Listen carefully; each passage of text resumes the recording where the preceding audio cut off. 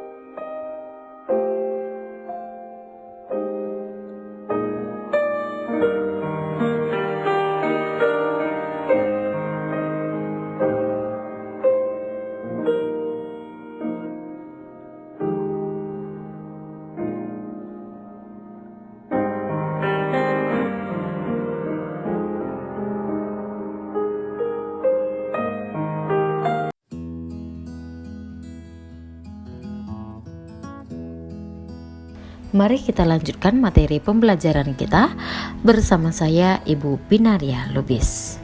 Nilai-nilai dasar yang diperjuangkan Yesus. Bagian A. Kebebasan anak-anak Allah. Kebebasan dapat dimengerti dalam dua segi, yaitu yang pertama bebas dari. Artinya, setiap orang mendambakan terbebas dari banyak hal. Yang kedua, bebas untuk.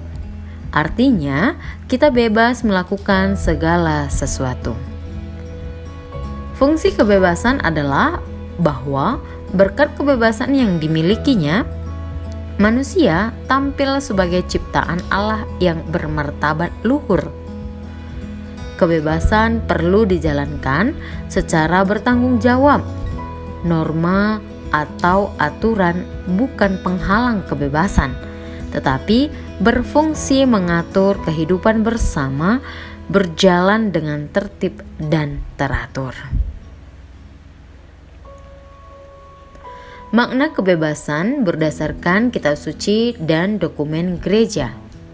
Yang pertama dari Gaudium et Spes, artikel 17, yang mengatakan bahwa gereja melalui sakramen baptis mengangkat kita menjadi anak-anak Allah yang merdeka, bebas dari dosa, dan dengan bebas melayani Tuhan dan sesama. Yang kedua diambil dari kitab Galatia bab 5 ayat 1 Dilanjutkan ayat yang ke-13 sampai dengan ayat yang ke-15. Di mana dikatakan, bagi orang yang telah dibebaskan oleh sengsara, wafat dan kebangkitan Yesus, maka tugas kita membebaskan sesama dari tindakan sewenang-wenang dari keterikatan pada dosa. Bagian B, Sabda Bahagia. Dalam kitab Matius 5 ayat 1 sampai dengan 12, Yesus bermaksud menyatakan 3 hal. Yang pertama, menyiapkan para muridnya untuk menghadapi dunia yang orientasi kehidupannya sangat berlainan dengan kehendak Allah. Yang kedua, sabda bahagia mengandung nilai akhir zaman. Dan yang ketiga, sabda bahagia merupakan hukum baru yang mengatur relasi manusia dengan Tuhan.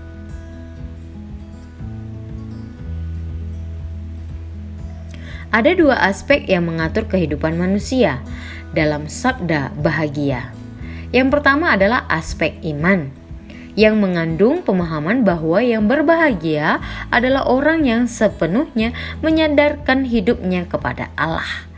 Dan aspek yang kedua adalah aspek sosial, mengandung pemahaman bahwa yang berbahagia adalah orang yang mampu berbuat kasih terhadap sesama. Bagian C, kasih yang tidak membedakan. Dalam kehidupan, di dalam masyarakat kita, keanekaragaman yang ada antara lain bahwa bangsa Indonesia terdiri dari berbagai macam suku, ras, agama, dan ekonomi. Terutama juga ada budaya. Manusia, apapun ras, suku, agama, memiliki martabat yang sama. Oleh karena itu, sepatutnya manusia hidup secara rukun tanpa membedakan. Kasih yang tak membedakan menurut kitab Lukas bab 10 ayat 25 sampai 37. Yesus hidup dalam suasana masyarakat Yahudi, di mana pada masa itu cinta yang terkotak-kotak masih berjalan dan dilaksanakan di tengah masyarakat Yahudi. Cinta diukur berdasarkan sekat-sekat, misalnya sedara, seagama, segolongan, sepemahaman, status sosial yang tinggi, tidak mengkritik pandangannya. Yesus mengajarkan pada kita bahwa pada hakikatnya kasih itu sendiri selalu terarah pada orang lain dan menjadikan orang tersebut bahagia tanpa pandang bulu.